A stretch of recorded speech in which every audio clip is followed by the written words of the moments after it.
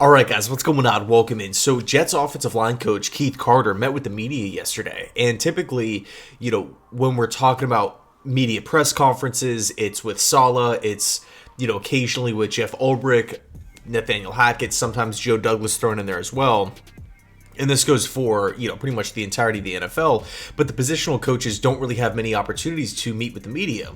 But Keith Carter did yesterday. And what's interesting about Keith Carter is you just kind of feel like his stock, unfortunately, is just at an all-time low, whether it's on-field production, whether it's how the Jets players felt about him last year, whether it's former players voicing their frustrations about him, a year later on social media.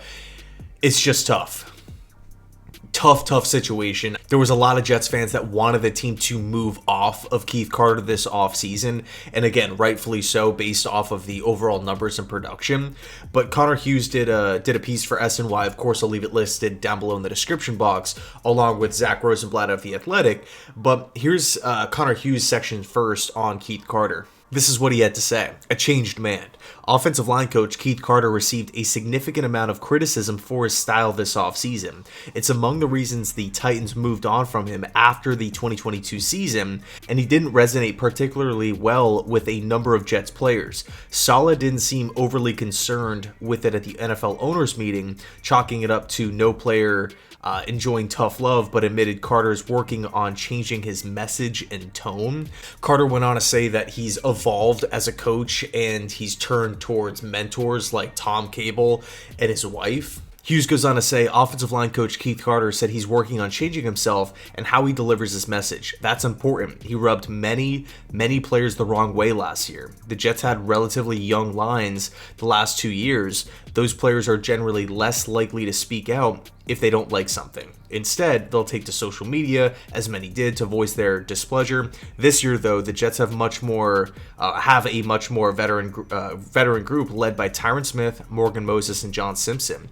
Young players usually follow vets before coaches. It could be very bad news for Carter if he loses those three. Now, in Rosenblatt's article, he goes on to say that, quote unquote, we've got to be men of our word, Carter said. We're asking players to constantly improve and get better. So are we as coaches. I'm a hard charger. I'm a yeller, even sometimes when I don't mean to be. I'm focusing on making sure my timing is right and I do it the right way. In Carter's second year with the Jets, he said that we have some rookies right now and they've had zero issues in terms of my approach. So I think sometimes it's any one of us would say that we've got to learn our personnel. You've got to learn each player and figure out how to reach them. So, man, I got to be honest. It does feel like it's a pretty strange situation. I can't really think of another NFL team that's having these types of issues or these types of talking points with a positional coach at this point in time. Again, I'm trying to think of just one example and I can't. The way these quotes are framed, like the way the Jets are, to me, like portraying this whole like Keith Carter thing, is that he's just like a hard coach. He yells a lot, he screams a lot. He's harder on his players, but I just feel like this is the NFL, right? I mean, a lot of us have played sports back in the day and have experienced getting yelled at by a coach. We've seen coaches yell at players before. So, again, for me, I just feel like there has to be more to the story. If you have multiple players voicing their displeasure, if you have multiple players coming out that aren't even on Carter's team anymore talking about Keith Carter, because it's not like a head coach. It's not like, talking about like Ben McAdoo or talking about Matt Patricia or something like that, like a Darius Slay situation. It's a bit different. Patricia was the head coach of the team. Darius Slay and him did not get along. Slay finds his way to Philadelphia and has, a lot to say. But it's just I just feel like there's so much noise surrounding current players, former players of Keith Carter. And it would be another thing, too, if the Jets actually produced last season, if their offensive line looked good. I mean, we were absolutely horrendous. Couldn't pass protect, couldn't run block. So you can make the argument, all right, well, if he's a head coach, but he's getting his message across, and the offensive line is a top 5 or a top 10 unit, we don't really have many concerns there. Okay, that would be one thing. But for really multiple players to voice this, because it's one thing to just not really vibe with the coach. It's another to not like a coach. But then I feel like it's a whole nother level when you talk about a coach publicly, if that makes sense. So if you have multiple players doing that and you are looking like a bottom 5 unit, to me there's issues, and I think that's why a lot of Jets fans wanted the team to make a move, right? To make a change. Reading these comments, it makes you ask the question, like, how bad is it at Jets practice? Because again, these guys are NFL players. They've been yelled at by coaches before. How bad is the yelling? How bad is the hard coaching? You know, in Carter's words here, how bad is the timing? I'm like, it must be really bad for, again, this situation to be taking place and for the Jets and Carter to be answering these types of questions. I mean, we had Taylor Lewan come out and bash Keith Carter. Just totally weird. Totally weird. So hopefully, as everybody is alluding to, the veterans can help right the ship.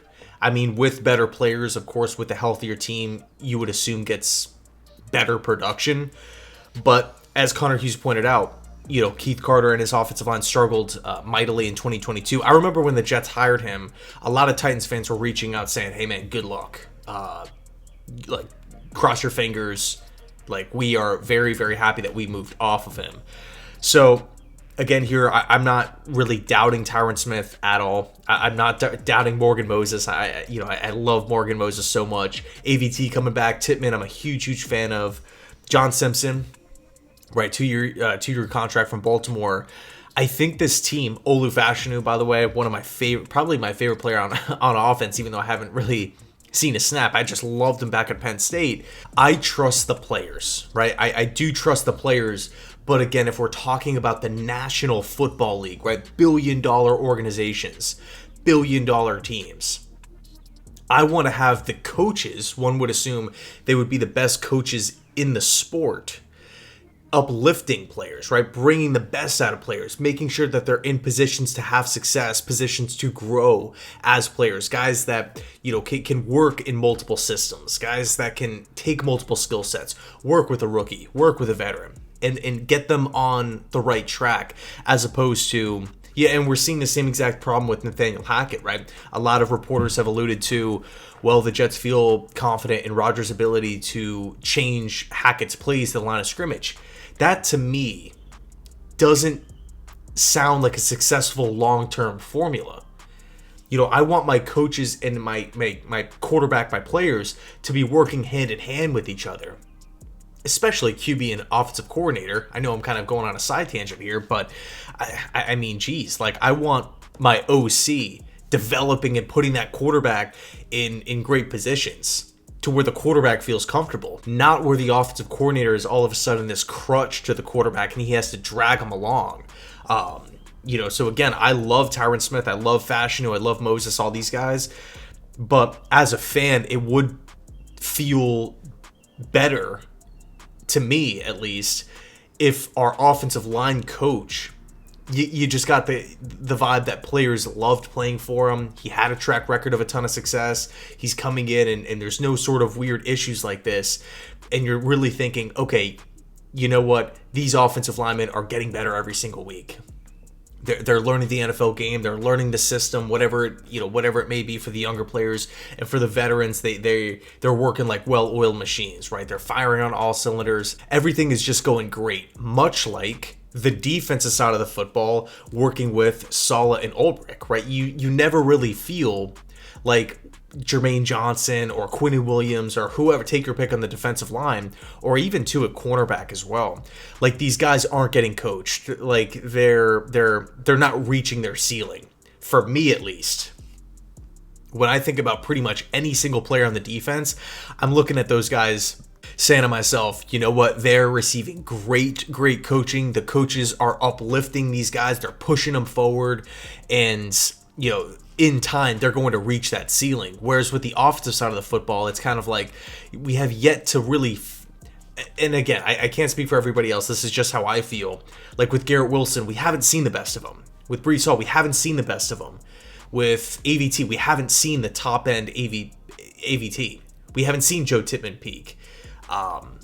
It's been like this for a couple years now. And granted, Carter has only been here for this past season, but we'll see how it plays out. So anyway, let me know your thoughts down below in the comment section. Thanks so much for watching. I really appreciate it. And as always, go Jets.